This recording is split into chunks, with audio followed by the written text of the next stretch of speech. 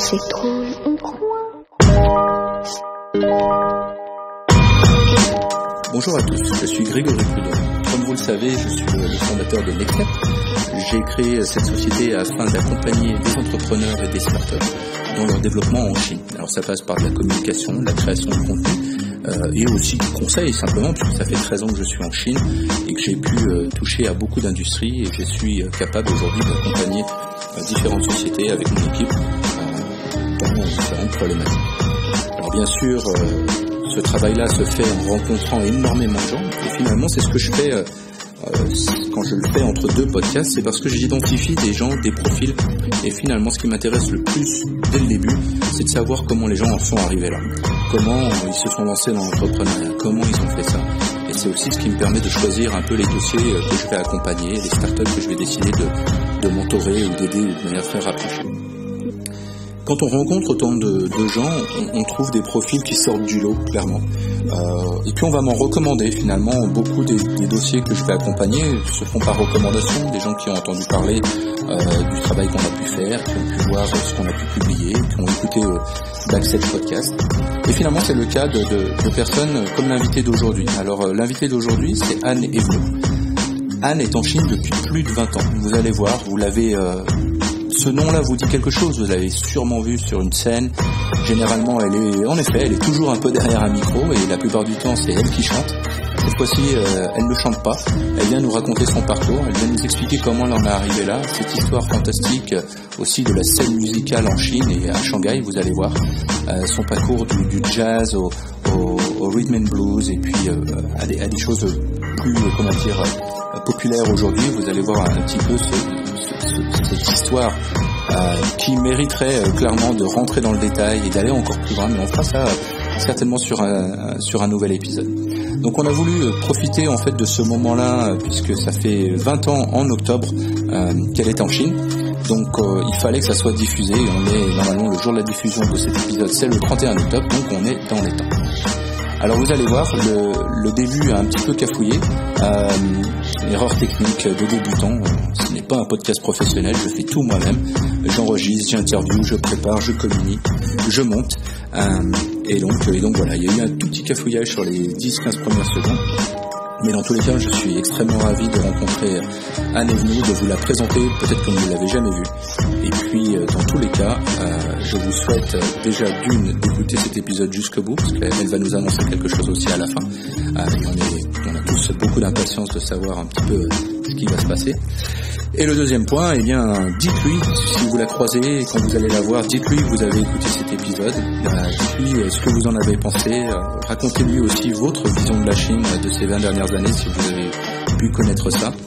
Et puis dans tous les cas, moi je vous retrouve, là je vous laisse en compagnie de Anne, et puis moi je vous retrouve dès la semaine prochaine pour un tout nouvel épisode de Backstage. Bonne écoute.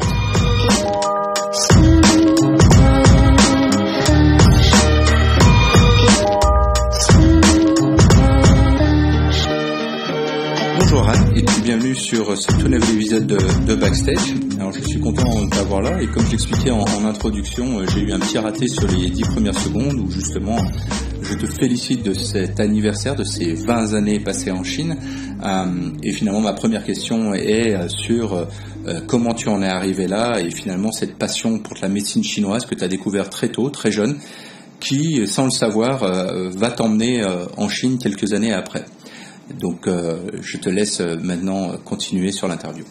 Dans les fondamentaux de la médecine et de la vision de la vie, la vision de la mort, des sujets qui généralement à 16-17 ans sont très prégnants. Et voilà, ça m'a beaucoup plu. Et puis, du coup, c'était évident qu'après mon baccalauréat, j'irais étudier le mandarin. D'accord. Aux langues orientales. Voilà. Donc j'ai eu la chance d'être proche de grands spécialistes de la Chine. Uh-huh. Donc tu es à Paris, là, à l'INALCO à Paris? Voilà, je suis à l'INALCO. À l'époque, d'autres très grands spécialistes de la Chine ne sont pas à l'INALCO. Donc je décide conjointement d'étudier le chinois à l'INALCO et à Jussieu. Ok. Parce qu'à l'époque, il y avait le grand professeur Bellassène était là à Jussieu. Donc déjà, un petit côté qu'on me connaît à Shanghai où je fais beaucoup de choses. Ouais. Parce qu'en même temps, je continuais d'étudier l'italien à la Sorbonne. Et en même temps, je commençais à chanter.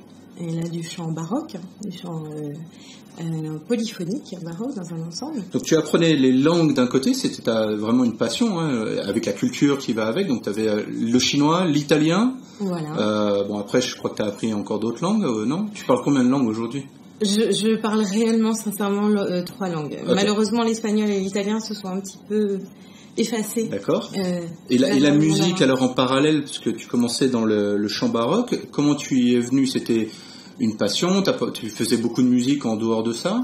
Alors c'était une passion cachée,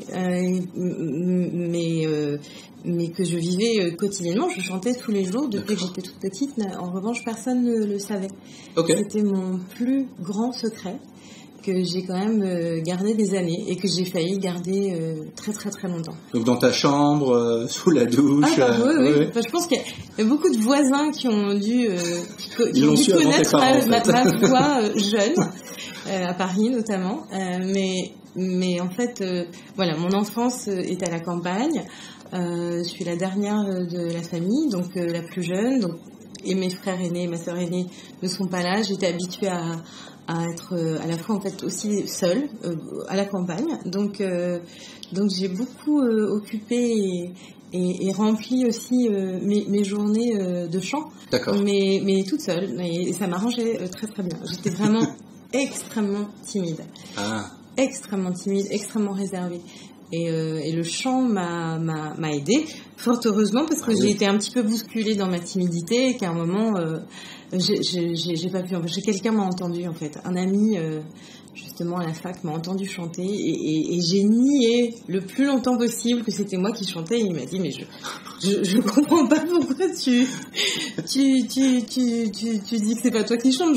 J'entends ta voix en fait, donc voilà, et c'est grâce à lui, il m'a un petit peu bousculé, il m'a dit mais rejoins donc le chœur des grandes écoles. Et ce que j'ai fait avec 4 mois de retard d'ailleurs, ils avaient déjà répété depuis 4 mois. C'était une œuvre majeure, en fait c'était un très grand, c'est un très très grand chef d'orchestre qui nous dirigeait. Je suis arrivée donc très très en retard et puis en fait au bout d'un mois après avoir passé l'audition donc avec succès, en fait je lidais les sopranes, voilà. Donc ça a été un très très très grand tournant dans ma vie. Vraiment. Mais du coup, on est bien d'accord que tu savais chanter, mais est-ce que tu connaissais ce qu'on appelle le solfège, enfin ce genre de choses? Je l'avais étudié quand j'étais enfant parce que je m'étais un peu essayée au piano. D'accord. Mais tu avais quelques bases, J'avais quelques bases, mais qui étaient très, très, très basiques. Ouais. En revanche, lorsqu'on aime autant la musique, en l'occurrence que moi, et qu'on n'a pas forcément justement ces bases de solfège aussi solides qu'un instrumentiste, là on développe une oreille qui permet des mini petits exploits comme celui-là. Parce qu'en l'occurrence, l'œuvre qu'on avait interprétée avec cet orchestre, c'est une œuvre très très dure, c'est le Kaddish de Bernstein, de Leonard Bernstein, et qui est une œuvre assez difficile. C'est pas extrêmement mélodique, c'est vraiment très très très très proche de la musique jugée comme contemporaine maintenant, et elle l'est en l'occurrence, mais voilà, c'était pas du Mozart ou du Puccini. Et comme une première entrée, t'as mis la baroque tout de suite. On s'est produit à Salle Pleyel, cathédrale de La Rochelle, où on a eu des très très belles dates. Et voilà, donc ça a été une aventure qui s'est poursuivie, effectivement, parce qu'en fait la chef de chœur, donc qui avait accepté déjà que je passe l'audition en retard et puis qui m'a accepté dans le chœur, elle commençait une aventure qui se poursuit toujours actuellement, d'un très beau chœur qui s'appelle le Chœur en scène, qui a été une belle école aussi pour moi. Et là, en fait, on chantait du chant, donc comme je le disais, du chant principalement baroque, mais aussi des œuvres contemporaines. Et puis le principe, c'était de chanter donc des œuvres plutôt très difficile à chanter, sans direction, de chœur, a cappella, et en mouvement. Voilà. Donc c'était très très très innovant à l'époque de faire ça. Parce que cette musique baroque, elle était toujours un petit peu... elle était toujours dans des espaces un peu restreints, et puis on chantait sans bouger parce que c'est très dur, il faut s'entendre, et elle a décidé de bousculer toutes ces règles. Et j'avoue que moi ça a été une super école. Tu t'es révélé plutôt là-dessus. Ça prenait énormément de temps dans ton quotidien, ça te demandait énormément de pratique, j'imagine, de répétition. Oui, exactement. À côté de ça, tu faisais quand même des études aussi qui étaient assez difficiles, donc. Oui, j'avais des longues journées, d'autant que je finançais une partie de mes études aussi, donc je travaillais par ailleurs. Ah oui. Voilà, mais tout ça. Et comme ça, c'est faisable. Hein. Oui, à vélo, c'est faisable. Moi, j'étais à vélo dans les rues de Paris, je les arpentais d'est en ouest et du nord au sud, donc voilà. Est-ce qu'à un moment, tu t'es dit qu'il allait falloir faire un choix entre la musique et le chinois? À quel moment tu t'es dit finalement tout ça allait fonctionner ensemble, non? Jamais. Ah non, vraiment. Pour moi, c'est... Et puis voilà, maintenant avec le temps, je sens qu'il y avait un fil conducteur. Ouais.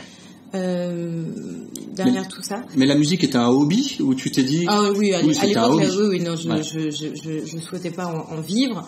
C'était au contraire, je donnais mon temps. Moi, j'étais déjà bénévole dans l'association qu'on avait montée, parce qu'en France, voilà, c'est très très différent de justement ce que je vais vivre après arriver à Shanghai. Ouais. Voilà, on donne de son temps, on perd de l'argent, et on réunit tous ces petits moyens à tous pour réussir à être sur scène. C'est souvent ça la réalité de la scène musicale ou artistique en France, que ça soit à Paris, encore plus, ou dans les petites villes. Voilà, on doit beaucoup se mobiliser, et y compris financièrement, pour se produire. Bien sûr. Donc c'était vraiment pas l'esprit de gagner de l'argent. C'était plutôt le hobby. Alors justement, si on revient... Une découverte, même une révélation. Enfin, bien sûr. Beaucoup de choses émotionnellement. C'était très, très... Mais comme tu le dis, à la différence peut-être plus de ce qui se passe après à Shanghai. Du coup, justement, comment t'es arrivé à Shanghai? Alors, tu as fait l'INALCO, tu as appris le chinois. J'avais pas encore fini mes études. Il se trouve que après mon master en chinois, j'ai une nouvelle matière qui était proposée aux langues orientales. Et là, ça a été une autre révélation qui s'appelait, donc à l'époque, un diplôme de communication interculturelle. Ah, ok. Et c'est vrai franchement, l'INALCO pour le coup était assez pionnier, parce qu'à l'époque, c'était enseigné au Canada principalement, un petit peu dans certains programmes de grandes écoles de commerce, et encore, parce qu'à l'époque, moi, j'avais vraiment fait mes recherches. Donc là, pour le coup, l'INALCO était très, très, très en avance. Et là, c'était une révélation, une évidence. Quand j'ai compris en quoi de quoi il s'agissait et en quoi ça pouvait aider, après, je me suis dit, mais c'est complètement moi. Je suis une personne, ma personnalité est vraiment celle de quelqu'un qui aime dénouer les nœuds entre les personnes. J'aime faire en sorte que les gens se comprennent. D'accord. Les malentendus, et à ce jour, encore toujours, me frustrent. Ça me peine même. Je déteste voir qu'il y a des malentendus entre les gens.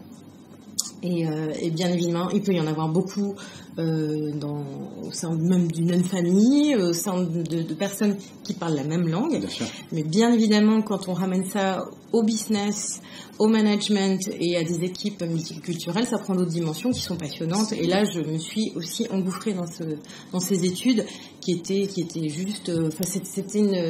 c'est un bonheur, une rencontre à un bon moment, et qui me permettait aussi d'avoir un projet plus solide, parce que je savais que j'avais envie de venir en Chine. Malheureusement, très peu d'étudiants autour de moi en master à l'INALCO, on était plus nombreux à avoir envie d'aller en Chine. On était peut-être 1 sur 20, quoi. Donc ça fait beaucoup moins que 1%. On était très très très peu. Alors c'était des études longues, quand même assez laborieuses, faut bien le dire. Et voilà, moi j'avais ce souhait de venir en Chine. En revanche, j'avais conscience qu'avec un simple bagage linguistique, c'était pas suffisant. Ouais. Et linguistique, et puis aussi de compréhension quand même, a priori pointue de la Chine. Quand on a fait 5 ans d'études à l'INALCO, on a eu des grands spécialistes, et on a pu se frotter à des gens qui connaissent très très bien la Chine. Donc voilà, c'était, il n'y avait pas que l'apport linguistique, mais je me disais qu'il fallait à tout prix se coller à la réalité du business de l'entreprise, des besoins qui allaient qui étaient déjà.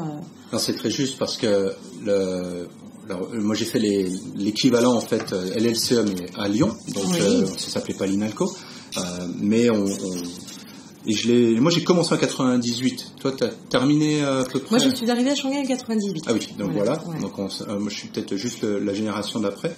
Et en fait c'était exactement ça, c'est qu'il était très évident que la langue était simplement un moyen, mais que ça pouvait pas être une fin en soi. Et parler chinois, même si ça pouvait être assez exceptionnel en 98. Moi je me rappelle ce que je dis à chaque fois en chinois. Je crois que dans mes cours de chinois en civilisation chinoise on était 15, en japonais ils étaient plus de 400 quoi. Voilà. On avait fait alors toi ça devait être encore différent, et tu viens de me faire penser à quelque chose, c'est que je crois que moi aussi, de tous les gens qui ont fait des études sur la Chine, je crois qu'il n'y en a qu'un que je connais qui est en Chine.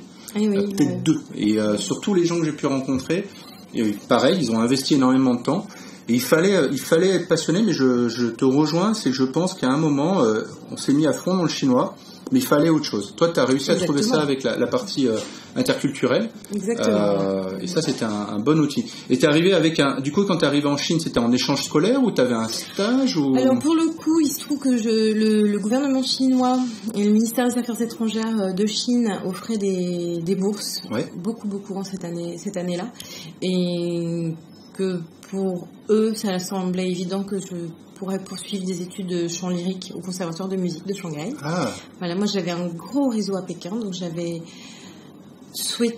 vraiment imaginé me retrouver au Conservatoire de musique de Pékin. Et puis la décision n'était pas la mienne, bien évidemment, et donc je suis arrivée à Shanghai, que je connaissais déjà, mais j'avais très très peu d'amis en revanche. J'avais un contact à Shanghai qui n'est pas des moindres, qui est Coco Zhao, un chanteur. Voilà, mais c'est tout. En fait, je ne connaissais personne, alors qu'à Pékin, j'avais entre 96 et 98, j'y avais quasiment passé toute ma vie. Et j'avais déjà un très très gros réseau parmi les artistes chinois. Donc tu es arrivé avec un projet plus lyrique, du coup, au niveau du conservatoire, j'imagine. Voilà, exactement. Et du lyrique, comment t'es passé de la partie lyrique à la partie jazzy alors? Alors, un partie jazz, ça c'est aussi une belle façon d'avoir grandi en Chine. Je le ressens souvent comme ça. C'est vrai que j'ai souvent le sentiment que j'ai grandi en même temps que la ville s'est ouverte à nouveau à ce style musical, puisqu'il y avait un passé entre le jazz et Shanghai qui honnêtement en 98 semblait très très très loin, alors qu'à Pékin il n'avait pas existé, il n'y avait pas eu de jazz à Pékin. Au début du siècle d'avant, mais c'était très vivant, la scène musicale à Pékin, dès les années 90, par le rock notamment, ça a commencé comme ça, mais c'est vrai qu'après ça s'est déployé sur le blues et le jazz, et les premières années quand je suis arrivée à Pékin, et c'est aussi pour ça en fait que j'ai passé beaucoup de temps en Chine, c'est que j'étais bénévole pour le premier festival de jazz en fait qui avait eu lieu là-bas, qui avait été créé par 3 Européens, dont une Française, et moi je m'étais portée volontaire chaque année pour parfois ils faisaient même 2 éditions dans l'année, donc j'y allais au moins 2 fois pour aider. Et alors à l'époque, c'était quoi l'audience? Il y avait beaucoup de monde qui venait? Énormément. Ah oui. Ah oui? C'était au Polyplaza, qui était partenaire déjà à l'époque, et c'était plein. Ah oui. C'était plein à craquer, avec de très grandes têtes d'affiches. On était sur du très très très bon niveau au niveau des festivals de jazz. Je sais qu'ici, il y en a un très connu. Voilà, quand on est en Chine depuis longtemps, on peut aussi juger de ce qui a été fait avant. Il y a des choses qui sont remarquables, mais il y a aussi du surplace. Ouais, C'est-à-dire qu'il y a déjà 23, 24 ans, il y avait des très grandes têtes d'affiche. Moi, j'ai vu Betty Carter, j'ai vu Dave Holland, j'ai vu des très très grands noms. Tous ces artistes aussi, c'est peut-être aussi lié à ce mouvement musical où les plus grands artistes étaient aussi peut-être à cette époque-là, avec des gens peut-être qui sont plus de nous, qui sont plus parmi nous. Simplement, la scène musicale à Pékin, c'est quand même un petit peu refermée. Je trouve qu'actuellement, elle revient d'ailleurs justement.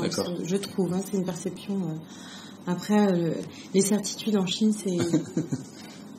je les laisse pour ceux qui les sont, mais voilà, je n'en aurais pas à ce point-là. Simplement, voilà, le Shanghai finalement s'est réveillé un petit peu plus tardivement.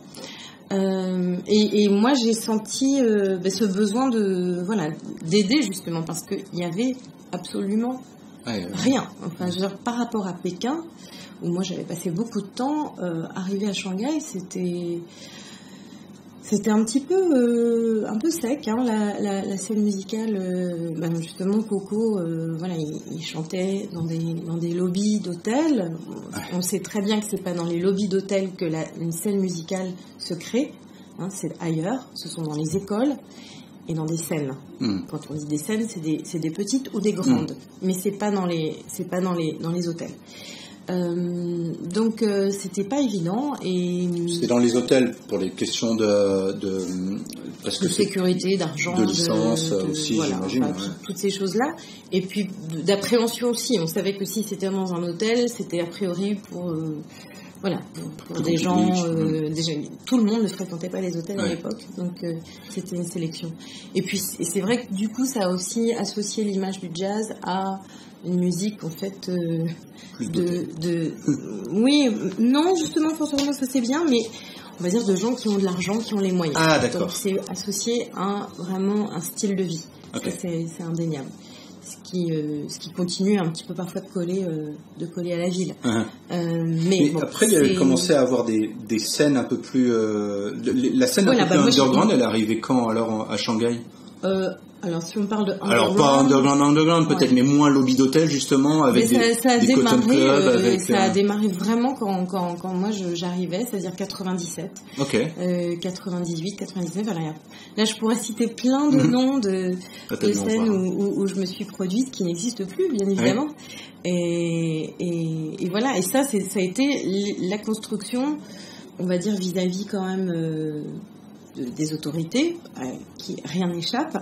Que c'était quelque chose de bien, que c'était pas dangereux, que ça débordait pas, que il y avait un beau public, il y avait beaucoup de Chinois qui venaient écouter déjà à l'époque, donc c'est pareil, souvent on a tendance à regarder ou observer un petit peu des phénomènes ici avec une loupe. Je veux dire, on regarde sur 2-3 ans.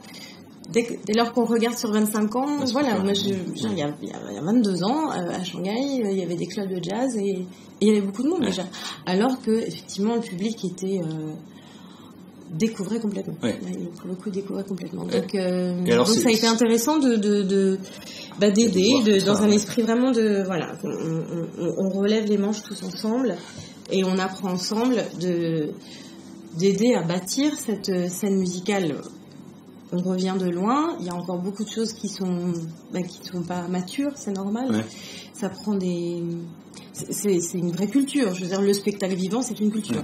Mais est-ce qu'on est passé par quelque chose qui est assez typique en Chine? C'est d'abord on va assez large, on voit ce qui se passe, et puis ensuite on commence à dire alors finalement ça on va pas pouvoir le faire. Est-ce que tu as eu vraiment pas pour le spectacle vivant. D'accord. Non. Donc le jazz à Shanghai, c'était mieux avant ou c'est mieux aujourd'hui? C'est complètement différent pour toi? On est dans une période où si on parle de jazz, et si on ne parle pas de soul, de rhythm and blues, de covers, de choses comme ça, où on n'est pas dans le moment le plus rayonnant. Mais ça c'est plein d'explications à ça aussi. Et puis en même temps, moi je me dis il faut continuer, parce que c'est pareil, 25 ans c'est pas beaucoup non plus. C'est vrai, ouais. 25 ans sur tout ce qu'il y a à faire. Je veux dire, il y a cette, comme je l'expliquais, la culture du spectacle vivant, ça ne s'improvise pas. C'est des gens qui s'y connaissent dans l'ingénierie du son, qui s'y connaissent dans l'ingénierie de la lumière, qui s'y connaîtraient, je le dis vraiment maintenant au conditionnel, dans la programmation. Okay. C'est ça le spectacle vivant. Hein, je veux dire, on n'en est vraiment pas du tout là à Shanghai. Il n'y a pas que les musiciens et les chanteurs, il y a tout un écosystème, et si tout cet écosystème n'est pas là pour supporter justement la performance, finalement ça fonctionne pas. Il faut les lieux. C'est comme si on avait des très grands chirurgiens, mais voilà, sans infirmières. J'avais pas vu les choses comme ça. Moi c'est vraiment là que j'ai voulu intervenir. Alors c'est vrai que les gens me connaissent en tant que chanteuse. J'ai réalisé un travail dans l'ombre, mais gigantesque en fait, toute seule. Pour créer cette scène. Ça, c'était dans des années où effectivement la plupart des gens qui pourraient nous écouter ou comprendre le français ne sont plus forcément à Shanghai, mais voilà, c'est toutes les années justement 97, 98, 99, 2000 où il y avait très peu d'étrangers. Shanghai n'était pas la ville du tout à la mode à l'époque. Non, du tout. Et tout ça a pris de la confiance. Je veux dire, on parle souvent de confiance en Chine. Moi j'ai fait les choses discrètement, en douceur, mais c'est indéniable que ça a eu un impact. Mais alors justement, avec ton apprentissage côté la partie interculturalité, le fait que tu comprennes la Chine, le chinois, que tu puisses aussi justement gérer ces relations, ça a dû permettre d'ouvrir des portes et d'enfoncer peut-être quelques portes justement en disant pour cette cause-là, et grâce aux relations que tu as pu bâtir, parce que grâce au conservatoire, j'imagine aussi, tu as dû développer des réseaux côté chinois. Tout à fait, exactement. Et puis oui, des belles amitiés, des amitiés qui sont toujours très soutenantes. Enfin, je veux dire, moi j'ai des très très bons amis chinois avec qui on a des belles discussions, pas souvent, pas tout le temps, parce qu'on est dans une grande ville. Alors il y a aussi le fait de ne pas toujours pouvoir se rencontrer, mais ces amitiés elles sont. Alors WeChat, ça a été quand même fabuleux pour ça, parce qu'on s'est tous retrouvés aussi. Enfin, on se quitte encore moins. Mais oui, et lorsque tu parles effectivement de faire bouger des lignes, j'en ai fait bouger une très très grande, en l'occurrence, parce que je suis la première artiste étrangère, résidente, basée à Shanghai, qui ait eu la possibilité de se produire dans les grandes salles publiques de Shanghai. D'accord. Voilà, je peux vraiment l'énoncer de cette façon parce que c'est la réalité. En l'occurrence, c'est le Shanghai Concert Hall, c'est le Shanghai Cultural Square. D'accord. Plus récemment, j'ai aussi eu la chance de chanter, pas en tête d'affiche là pour le coup, mais j'étais au Symphony Hall.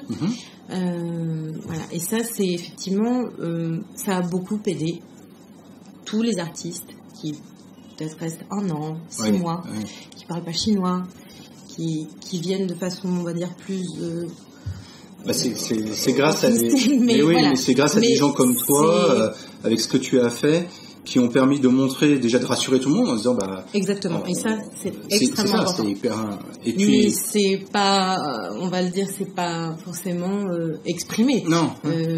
Ça ne sera jamais. Voilà, c'est l'histoire, mais c'est des lignes qui sont, alors qui peuvent bouger. On le sait très bien. Nous sommes des invités ici.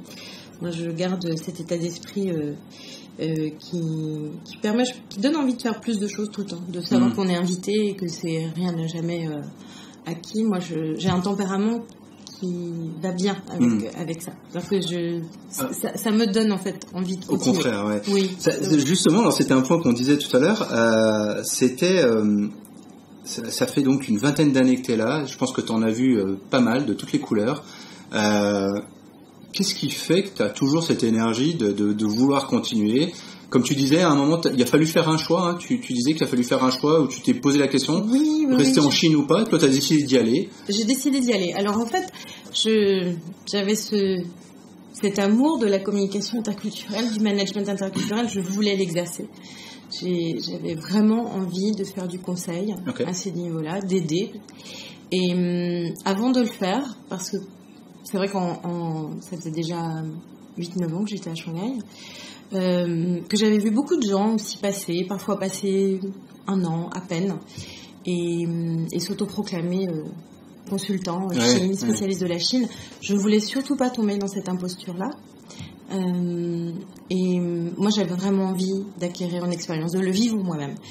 J'ai travaillé dans 3 boîtes françaises ici avant, d'avoir 2 missions au consulat également. J'ai travaillé pour le consulat pendant quasiment 7 ans. Donc, ce qui m'a permis aussi de comprendre la Chine sous 3 angles qui sont très très forts. Il y a le côté vraiment gouvernemental, institutionnel. Il y a le côté business que j'ai bien connu aussi. J'ai arpenté les espaces business des aéroports pendant pas mal d'années avec Brandt notamment, pour qui j'ai travaillé en fait. Donc là, ça n'a rien à voir. Et je manageais une équipe d'une 30aine de commerciaux pour toute la Chine. Donc j'ai fait ça aussi. Et voilà, j'avais à cœur de l'avoir vécu moi-même avant que de prodiguer, ou surtout d'être là pour aider mes clients. Et il y a eu une grande décision de prise, c'était dans les années 2006-2007, pas du tout lié à la crise. En revanche, j'étais à New York à ce moment-là. J'ai eu besoin de faire un break quand même un petit peu avec Shanghai. Au niveau musical aussi, là, je me suis vraiment retrouvée avec des musiciens noirs américains, à avoir des expériences uniques aussi, notamment à New York. Ça faisait quelques années que je n'étais pas retournée à New York. Là, je fais une petite parenthèse new-yorkaise, mais qui est quand même marquante, parce que très peu de gens le savent, parce que aussi il y a l'art de faire les choses et puis il y a l'art de le faire savoir. Je parle pas toujours à tout le monde de tout ce qui m'est arrivé, mais c'est vrai que ça c'est quand même assez exceptionnel. J'étais à l'époque donc dans une formation funk et le soul et le rhythm and blues new-yorkaise. J'étais chanteuse en backup vocals, donc dans les chœurs. Et le producteur de ce groupe vous souhaitait me présenter à James Brown, qu'il avait l'habitude de rencontrer chaque année, notamment le 31 décembre, parce que tous les 31 décembre, James Brown se produisait au BB King Club à Times Square. Donc c'était décidé, j'avais mon billet d'avion pour aller écouter James Brown et espérer le saluer bien sûr à la fin du show. Alors ça faisait, comme je disais, des décennies que j'étais pas allée à New York, j'étais surexcitée. Et la nuit du 24 ou 25 décembre, James Brown est décédé. Alors là, c'était vraiment la tristesse autour de nous, parce qu'on était... En l'occurrence, ce producteur était très très très proche de James Brown, vraiment, le connaissait très bien. Et c'était un coup de massue, on était vraiment désarçonnés. Et moi j'ai décidé quand même toujours d'aller à New York, malgré le traumatisme.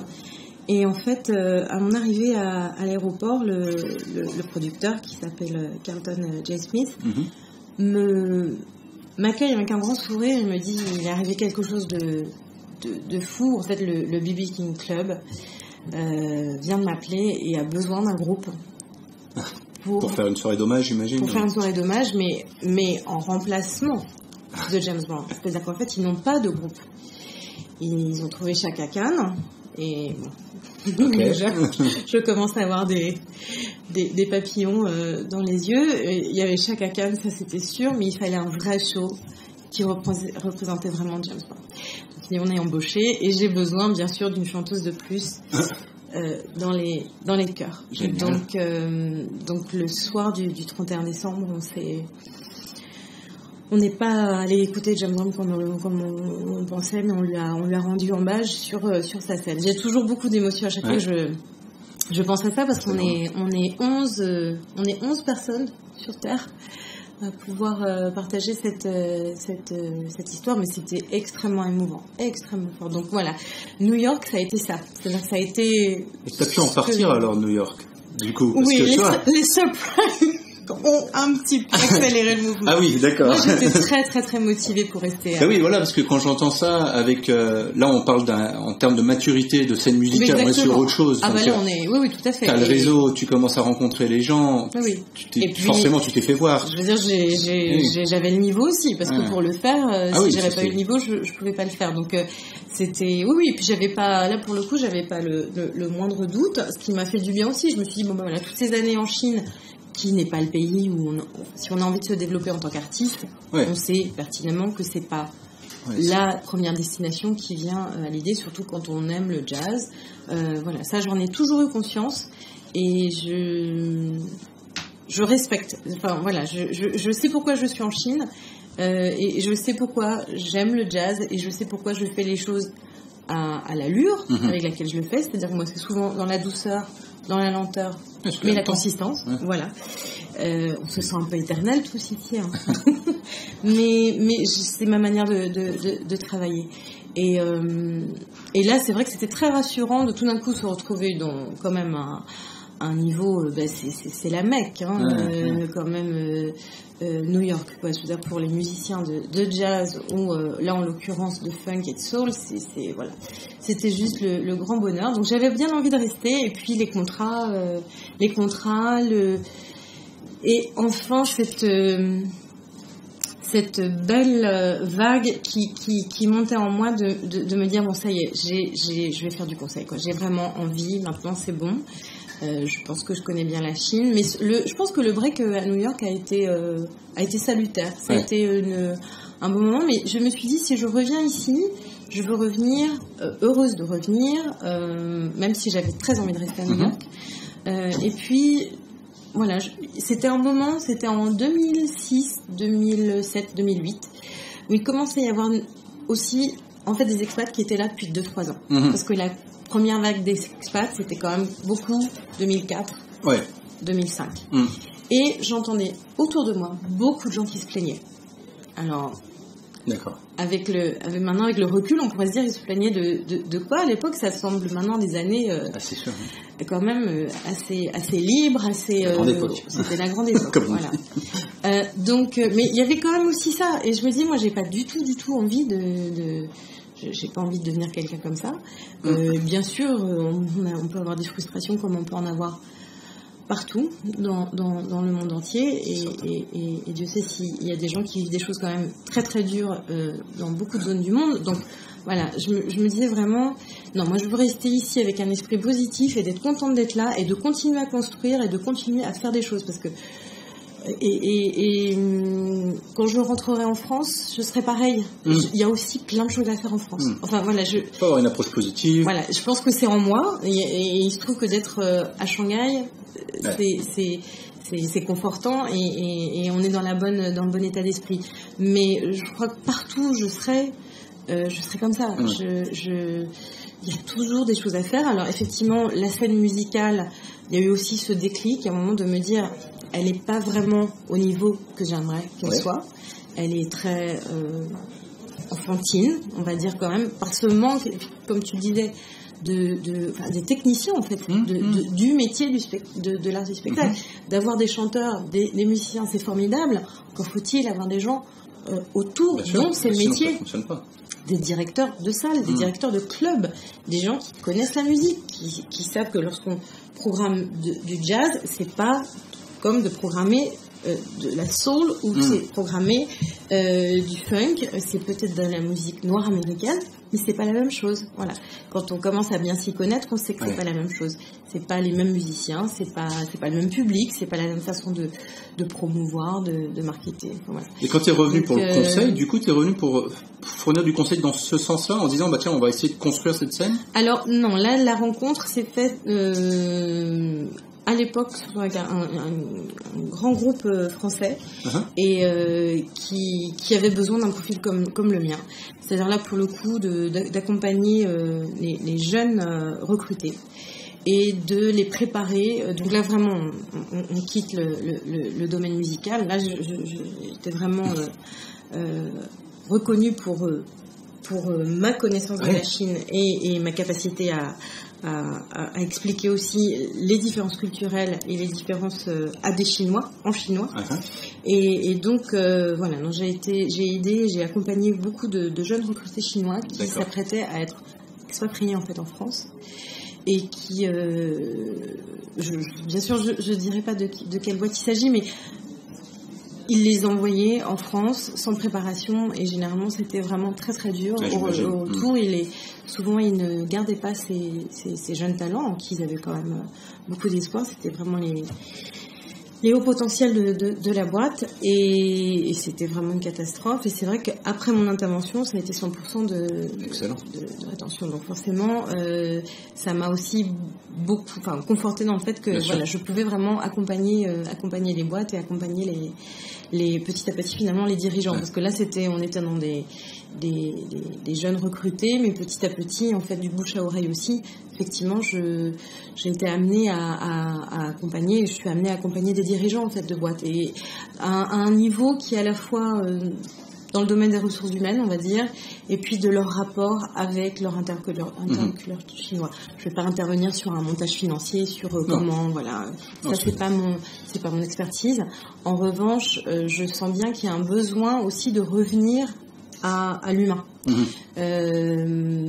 dans les plus grosses boîtes, avec les présidents, avec les dirigeants, parce que finalement, on peut avoir un très grand groupe, très gros moyens, des équipes extraordinaires. Il n'en reste pas moins que l'aspect humain est au cœur de tout, au cœur des décisions, au cœur de frustration, de malentendus. Il vient pas forcément du business plan, il vient souvent surtout de la relation. Alors ça c'est marrant parce que tu vois, c'est vraiment quelque chose, comme je te disais, que j'ai découvert en préparant cet entretien, et je pense que j'imagine que plusieurs personnes vont aussi découvrir ça en t'écoutant là aujourd'hui. Je te remercie pour cette occasion. Non mais c'est hyper intéressant parce que alors maintenant il se passe une autre problématique plus business qui est de dire si nous qui te voyons et te voyons derrière un micro, on t'écoutons assez régulièrement, si nous on le savait pas, comment aujourd'hui les gens te trouvent en fait? Ces clients, ces personnes qui vont te mandater sur des missions, comment ils te trouvent? Alors, c'est un réseau particulier que tu t'es développé? C'est vraiment un réseau particulier que je me suis développé. Et puis aussi LinkedIn, beaucoup de clients qui me... Alors, c'est vrai que ta page LinkedIn en parle aussi de ce profil-là. Tout à fait. Et là pour le coup vraiment ce réseau social, moi il est génial. Il est vraiment bénéfique pour moi. Et puis mais c'est surtout le réseau personnel. Effectivement 20 ans en Chine, c'est un argument. Je l'avais pas forcément imaginé dans mon business plan justement. C'est que c'est de plus en plus rare en fait. C'est que mon expertise est de plus en plus rare. Moi, je m'attendais à avoir de plus en plus de concurrence, et très bien d'ailleurs. Moi, je m'y attendais, je trouvais ça formidable.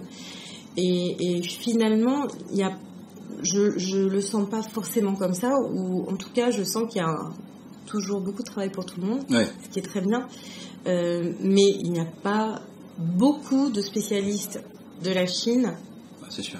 En conseil, en communication interculturelle, qui sont en Chine depuis 22 ans et qui peuvent effectivement accompagner des dirigeants en anglais, en chinois et en français, en étant française. Voilà, et puis bon, comme je le dis assez souvent, ce qui je pense rend mon parcours singulier, c'est le fait simultanément effectivement d'avoir des expertises qui sont toutes ces casquettes différentes, c'est vrai. Voilà, et qui donnent aussi quand j'accompagne les dirigeants européens et qu'ils me demandent de leur expliquer des aspects sociaux de la Chine, effectivement, le fait d'avoir travaillé au consulat, le fait d'avoir cette carrière d'artiste, mais entrepreneuse, on va dire. Enfin, c'est pas seulement de chanter. Il y a tout l'aspect justement sociétal qui parle beaucoup de comment cette société change et comment elle évolue.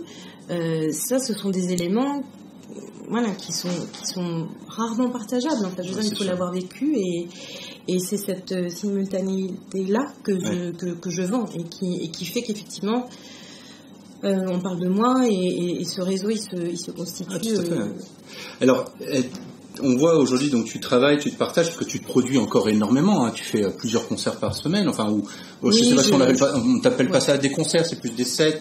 Oui, en l'occurrence, ce sont des concerts. C'est parfois 3 sets. Donc, non, combien de fois par semaine alors entre tous les différentes salles? Alors, c'est vrai que je petit à petit, je réduis un petit peu la voilure. Là, je suis à 2 concerts, 2-3 concerts parfois. Okay. Ça dépend des moments. C'est vrai que je suis dans une période aussi de ma vie où j'ai, comme je le disais, ça fait une boucle avec mes premières envies. C'est que de devenir médecin chinois. Donc il y a des constantes et comme je disais, il y a un fil conducteur dans tout ça. Après avoir commencé à faire du conseil et avoir accompagné les dirigeants, justement parce que tu me posais la question de choisir, de faire des choix. Moi j'aime bien et plutôt que ou. Ça, c'est vrai que c'est ma façon de voir les choses. Et à aucun moment, je me suis dit que ces 2 carrières-là étaient, c'était pas conflictuel du tout. Après, c'est des longues heures de travail. Ah oui, j'imagine. Ça, c'est indéniable. Mais pour moi, c'était vraiment l'une allait enrichir l'autre. Et c'est vrai que j'ai décidé, il y a déjà, j'y pensais depuis des années. En fait, tout ce que je fais, j'y pense depuis très très très longtemps. Mais parfois, je mets un petit peu de temps à... Je vais être certaine de bien maîtriser le sujet avant de le sortir. Et je me suis dit, ce qui serait passionnant, c'est effectivement d'aider aussi les gens. Et notamment, là, c'était plus pour aider les Occidentaux, en fait, en Chine, en faisant des sessions de facilitation par le chant. Donc dans les entreprises et donc ce qu'on appelle du team building artistique et avec une dimension forcément interculturelle aussi. Donc ça, c'est un produit que j'ai proposé il y a déjà plus de 10 ans et qui aussi m'a permis de conforter ce réseau personnel parce que j'étais la première à le proposer, aussi à pouvoir le proposer dans 3 langues avec je suis pas qu'une artiste, je connais bien aussi le milieu de l'entreprise, donc parce que ça se fait souvent justement et le cher chef d'orchestre avec qui j'ai travaillé en fait il y a des années de ça, j'ai souhaité le recontacter la semaine dernière et j'ai découvert qu'en fait on s'était complètement perdu de vue, mais en fait il a été un des premiers, ce chef d'orchestre, à faire justement du team building. Ah oui. Autour de la musique, autour de la musique. Et je me suis dit, mais c'est fou en fait, parce qu'on a eu des parcours complètement parallèles et on avait les mêmes désirs. Et c'est très étonnant comme parfois des gens qui vous ont marqué, parce que moi, le travail avec un chef d'orchestre, ça a été une révélation. Je comprenais, quand j'étais petite, je comprenais pas les chefs d'orchestre, quelque chose qui m'était. Les faits d'avoir travaillé avec ce chef en l'occurrence. Ça a été un très très beau moment. Et là, je me suis promis cette semaine de lui envoyer un message, un long message qui prendra le temps de lire ou ton podcast. Comme ça, il pourra entendre que je parle de lui, de Michel Podolak. Mais voilà, en fait, j'ai cet avantage de quand même connaître l'entreprise, de ne pas seulement être qu'une artiste, parfois un petit peu dans sa bulle. Donc ça, c'était aussi l'avantage. Et le dernier produit, si on peut le présenter comme ça, que j'ai décidé d'offrir aux entreprises et puis aux personnes privées, c'est un produit que on a déjà commencé à lancer avec un ami, donc qui est maître de Qigong. C'est effectivement d'aider les gens, d'accompagner les gens. Là, on est dans un objectif plus de détente, de relaxation, mais aussi de développement personnel. avec la pratique du Qigong et du chant en même temps. Donc c'est une session qu'on a construite avec des maîtres de Qigong à l'Institut de recherche de Qigong de Shanghai, grâce à Marceau Chenot qui m'a présenté à l'Institut. D'accord. Et ça a très très bien marché. Et là vraiment, voilà, ça faisait des années que je pensais à ça aussi, comment à nouveau aussi réconcilier mes premières envies qui étaient quand même dans la thérapie, en fait, dans le fait de soigner les gens. Pendant des années, je me suis dit, je leur fais du bien en chantant, parce que c'est vrai, quand je chante, j'en ai pris conscience après, mais je chante avec ce souhait vraiment que les gens aillent bien, aillent mieux. En fait. Je comprends. Donc, et là, c'est vraiment une très très belle boucle qui s'est bouclée. Et on va poursuivre il se trouve que Marceau, c'est un très très bon ami. Je l'ai rencontré la première semaine qu'il est arrivé à Shanghai. On se connaît depuis très longtemps. Et c'est quelqu'un avec qui, voilà, on a plaisir à travailler ensemble. Et ça a été très très très fort ce qu'on a fait déjà avec ce groupe. Donc, on a bien envie de continuer. Donc voilà, toujours plein de choses à faire. Et tu t'es jamais mis t'as jamais été apprendre la médecine chinoise? Non, mais non, c'est sur la liste alors ça. Quand tu trouveras du temps. Quand je trouverai du temps, ça sera sur la liste. Alors, je me suis jamais déconnectée de cette médecine-là. Parce que, voilà, je pense que vraiment c'est fondamentaux que j'ai appris avec la philosophie chinoise, en fait, notamment taoïste, moi, qui était celle qui m'intéressait le plus. J'ai eu de la chance d'avoir des très très très grands professeurs à l'INALCO. Anne Chang était ma professeure, François Julien également. Moi j'ai eu vraiment des très très grands spécialistes. M'ont donné des clés de lecture aussi, mais des choses qui font que je sens que je me suis jamais coupée de la médecine chinoise. Enfin, voilà, en plus peut-être le hasard, mais je viens d'une éducation, en l'occurrence à la maison, qui est très très très proche de ça. Ok. Mon papa est poète, ce qui explique aussi beaucoup, sûrement mon amour pour la Chine, pour la langue chinoise, qui est une langue quand même de l'évocation, plus que de la certitude aussi, et de quelque chose de très pointu et limité, qui serait défini comme ça. Ça laisse beaucoup de champ à l'interprétation et à la subtilité de l'écoute, du regard, de tout ce contexte. Donc voilà, tout ça fait que voilà, je me suis jamais coupée, au contraire. Tout ça c'est en moi. Alors, je trouve ça hyper intéressant de parler avec toi là pendant, ça fait, je sais pas, pas une heure encore. Et moi, je me rends compte qu'alors qu'on te voit énormément autour de la musique, c'est que la question que je t'ai posée tout à l'heure, où la musique était un hobby, c'est que j'ai l'impression que la musique est toujours un hobby. Ça prend plus de temps, c'est construit, etc. Mais tu as quand même cette dimension professionnelle qui est très proche de toi. Oui. Aujourd'hui, quand tu te lèves le matin, c'est, je pense, beaucoup encore lié à l'interculturalité, à ce genre de choses. Complètement. Et c'est ce que je ressens là, tu vois, dans cette conversation, où finalement, je pense que beaucoup de gens te voient dans différentes salles ou sur certaines scènes, et on pense qu'il n'y a que ça. Et moi, je te connais finalement maintenant beaucoup plus sur l'autre côté, en fait, parce que je t'ai pas autant vu performer que plein d'autres. Bien sûr. Et je trouve ça très intéressant de voir que ce côté artistique est un hobby. C'est comme ça que je vais le simplifier. Oui, non, mais je comprends. Oui, exactement. Tu vois, je le simplifie comme ça. Et donc, du coup, tu fais pas partie de ces artistes où, à un moment, tu te dis, je veux vivre de ma musique. Est-ce qu'à un moment, tu as réussi à vivre de ta musique? Ah oui, complètement. Ouais. Oui, bien sûr, oui, tout à fait. Donc aujourd'hui, tout ça se combine. Donc tu vis de tout. Et c'est vrai que pour répondre à donc une question déjà antérieure, j'ai quand même à cœur, effectivement, de mettre de plus en plus de temps dans le conseil.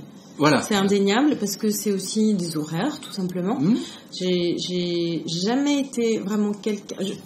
Je travaille beaucoup la nuit, le silence de la nuit, c'est mon côté, justement un peu poète, artiste. Bien sûr que j'aime la nuit, mais je suis quelqu'un du jour aussi. Enfin, j'ai vraiment, je peux pas me réveiller à 4h de l'après-midi pour commencer la journée. Non, c'est vraiment pas mon état d'esprit. Surtout à Shanghai, qui est pas une ville hyper saine par principe. Moi, je viens de l'océan, de la Bretagne. Enfin, j'ai beaucoup besoin de choses un petit peu énergisantes. Ouais. Donc, se lever tôt, voir les gens, enfin, et puis être au contact de la Chine qui se lève tôt, quoi, pas celle qui se couche à 5h du mat. Donc, voilà. Pour le coup, les concerts de jazz, ça finit jamais très très très tard. Mais de toute façon, c'est vrai qu'avec toute cette expérience et cette expertise que j'ai construite en 20 ans, je me dis là, j'ai à cœur de mettre plus de temps et plus d'énergie sur le conseil. Et je sais que de toute façon, la musique ne me quittera jamais. Je continuerai à donner des concerts. Je ne vous annonce pas ma retraite. je rigole. Mais voilà, la musique sera forcément toujours là. Mais c'est vrai que j'ai donné beaucoup pour la construction de cette année musicale. Et alors, c'est un bonheur de l'avoir fait. J'étais la première à initier la célébration avec l'UNESCO ici, avec qui j'ai travaillé, de la première journée internationale du jazz. Voilà, je l'ai fait avec mes petits moyens, c'est-à-dire 2 bouts de ficelle à l'époque. La première édition, on était 5.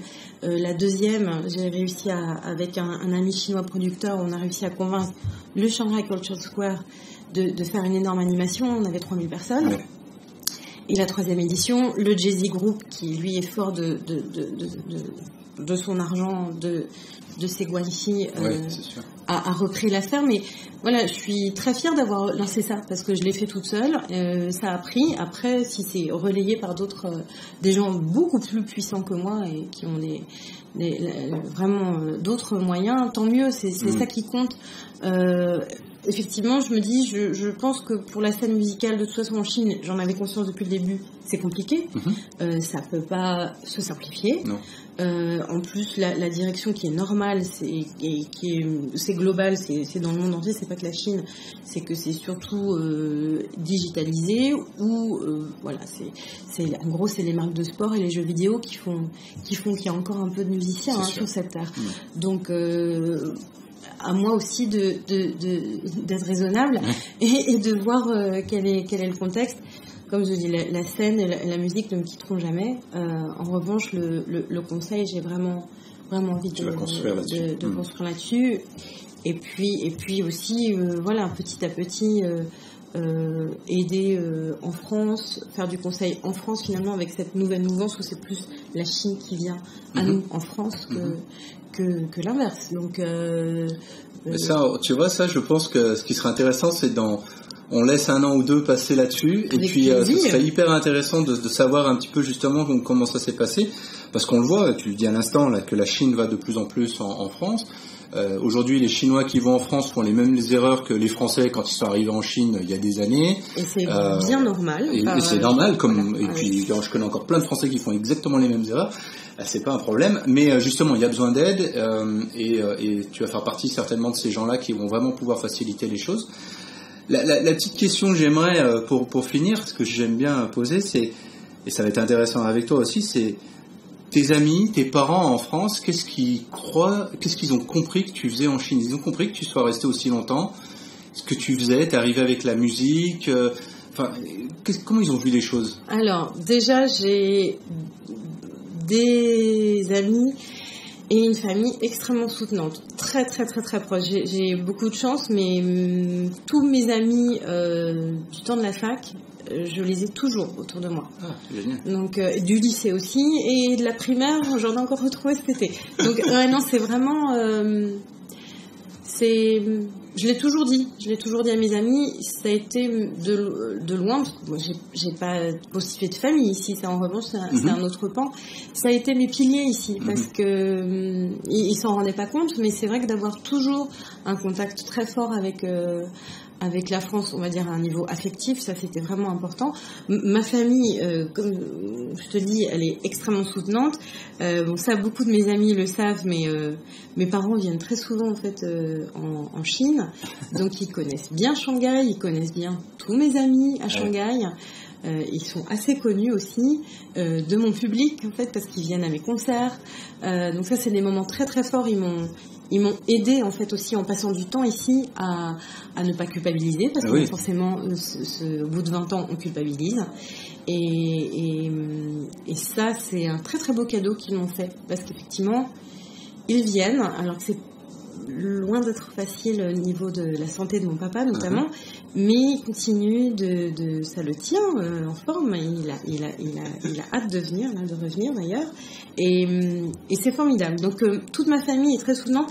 Ça leur a jamais, peut-être que c'était au tout début, parce que moi au tout début je pensais rester 2-3 ans. Mon souhait c'était d'aller au Brésil. Alors voilà. Donc c'est vrai que peut-être les 2-3 premières années finalement ils se sont dit parce que c'était des années qui n'étaient pas forcément hyper faciles en plus ici. Ça n'a rien à voir avec aujourd'hui. Là, on pourrait en faire un autre, mais ça prendrait trop de temps. Mais voilà, moi j'étais au Conservatoire de musique de Shanghai. C'était des conditions très, très dures, en fait. Vraiment, vraiment très dures. Bon, voilà, c'est comme ça. Mais là, ils ont pu se poser cette question. Et puis après, ils connaissent ma vie, ils connaissent mon environnement. Ils aiment beaucoup la Chine aussi. Je crois que l'affection, le respect, l'admiration que j'ai pour ce pays, je pense que je l'ai vraiment communiqué à mes parents et à ma famille. Et on n'est pas dans l'angélisme. Je suis dans l'angélisme ni pour la France ni pour d'autres pays, mais j'ai un grand respect, une grande admiration pour le peuple chinois, pour ce que j'ai vu là en 22 ans. Moi, j'ai l'impression d'avoir vécu 150 ans. J'en ai toujours je suis toujours émue, même quand ma gorge se serre quand je parle de ça, parce que c'est un cadeau qu'ils nous font. Enfin, je considère que c'est un cadeau que je me suis fait, même s'il y a eu des moments très très durs, pas faciles, pas évidents, des questionnements, de vivre ça. C'est d'une richesse quand même exceptionnelle. En même temps, je me dis, voilà, j'aurais vécu au Brésil, ça aurait été aussi extraordinaire, j'aurais vécu ailleurs. Voilà, je pense qu'on est aussi fort de tout l'énergie qu'on donne et du coup qu'on reçoit. Et je trouve qu'ici, on en reçoit vraiment beaucoup, beaucoup, beaucoup dès lors qu'on en donne, qu'on prend son temps. C'est vrai que j'ai toujours eu envie de prendre mon temps. Alors, on n'a pas toujours le temps de pouvoir le prendre. Ça, parce qu'à l'inverse des Chinois, beaucoup, surtout en ce moment, je trouve, dans l'entrepreneuriat, on a l'impression qu'en Chine, il faut que ça aille vite, il faut aller très vite, en fait. On ouvre un magasin, on en ouvre 100 dans la foulée, en fait, c'est tout de suite. Et je suis assez d'accord, c'est que je pense que de toute façon, il faut apprendre à être patient en Chine, en tant qu'étranger aussi. Déjà, je pense qu'il y a des choses ce que toi tu as pu réussir à faire, les portes que tu as pu réussir à ouvrir, c'est à force de patience. C'est de la patience, c'est de l'écoute, c'est de la confiance.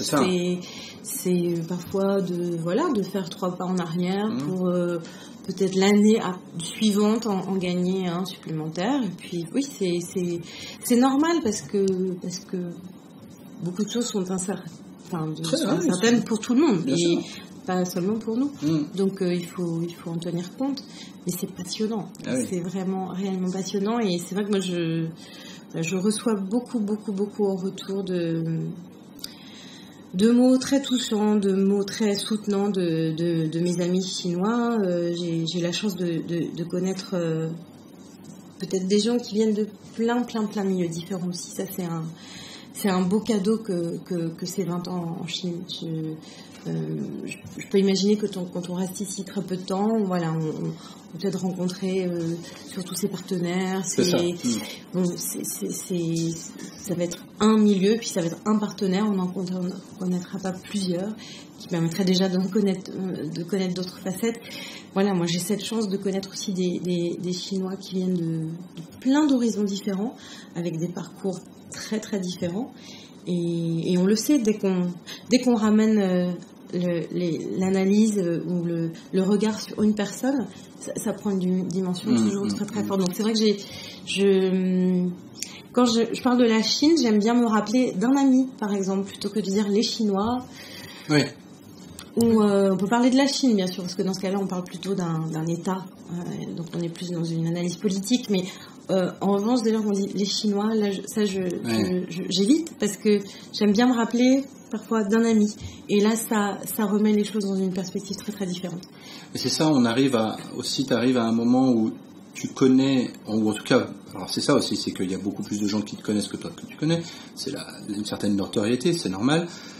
Tu touches à des gens qui ont aussi bien une trentaine d'années ou à peine, à des gens qui sont puis de toute nationalité, puisque finalement aussi, oui. Ton audience qui vient te voir dans tel bar ou tel club ou tel concert, tu sais pas qui ils sont et ils Exactement. Ont des profils tellement différents et je peux tout à fait imaginer qu'aujourd'hui moi je le vois, des gens que je vois qui te connaissent ont des âges tellement différents, des expériences, et puis des années à Shanghai aussi complètement différentes. On a l'impression qu'ils sont tombés dessus, ils t'ont tombé dessus, je sais pas, les premières semaines où ils sont arrivés à Shanghai, ils t'ont pas lâché, quoi.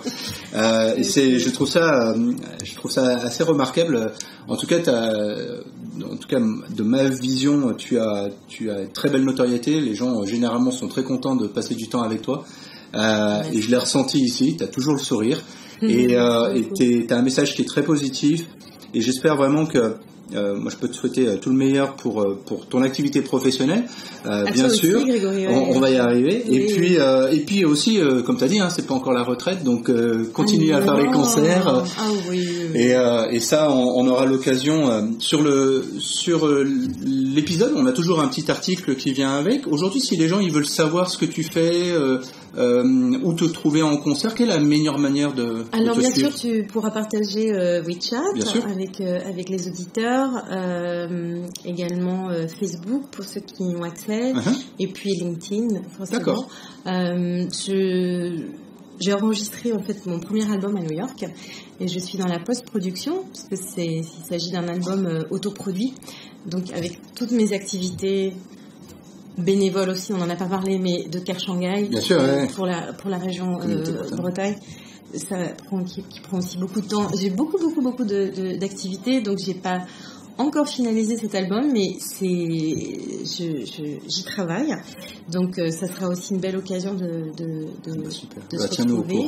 Et puis voilà, et puis toujours des belles actualités de concerts avec, comme tu le disais, j'ai la chance de connaître des Chinois, des Shanghaïens qui ont plus de 80 ans, qui étaient dans la scène musicale il y a déjà plus de 60 ans, et c'est vrai que ça c'est très, je vais réutiliser cet adjectif, mais ils sont hyper rafraîchissants en fait, parce qu'ils ont envie de faire plein de choses. C'est un petit peu notre regretté Charles Aznavour qui nous a quittés, mais j'ai comme mon grand frère, qui serait quand même bien âgé, mais comme mon papa chinois ici qui me protège, qui est comme un petit ange gardien et qui est un homme qui donne beaucoup d'énergie. Au moment même où on fait cette interview, il est à quelques mètres là dans l'hôtel à côté et en fait je pouvais pas y aller aujourd'hui, mais c'est pas gênant. Ils font en fait des cercles de réflexion tous les mois où ils parlent d'un sujet artistique. Ils vont inviter un calligraphe ou un peintre ou un chanteur, voilà. Et là aussi c'est pareil, j'ai la chance d'être la seule membre étrangère qui est dans cette belle équipe. J'ai fait venir un des membres en Bretagne il y a 3 ans. D'accord. De ça, il y a eu un bouquin qui a été écrit. Enfin, il y a plein de choses. Et là, c'est des gens, en l'occurrence, cet homme, il a 83 ans.